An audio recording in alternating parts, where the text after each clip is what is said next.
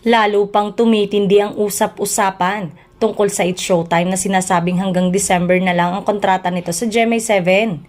Pero pawang haka-haka pa lamang din at dahil ayon sa inilalabas na statement ng GMA7 ay under negotiation pa ang kontrata ng Showtime sa Kapuso Network. Kahit nga mga taga-TikTok lock na sinasabing ipapalit di umano sa time slot ng It's Showtime ay nagugulat sa ganong chismis.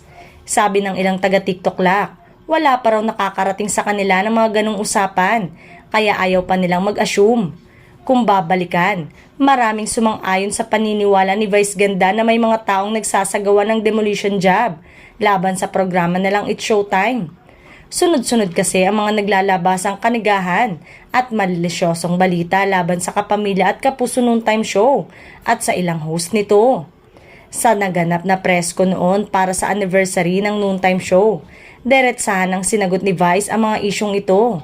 Maaaring kami ay may kakayanan o nasa isang posisyon na gustong maranasan at makuha din ng iba. At para makuha nila yon, kailangan nilang subukan yon, ganun na ruta. Kailangan natin mabasag at makuha yung kung anong meron sa kanila. Paglilinaw pa ni Vice, sa loob ng 15 years, napakarami na rin pinagdaan ang pagsubok ng It's Showtime, kaya kung ano pa man ang pagdaraanan namin, magkakasama kaming lahat, kabilang ang madlang people.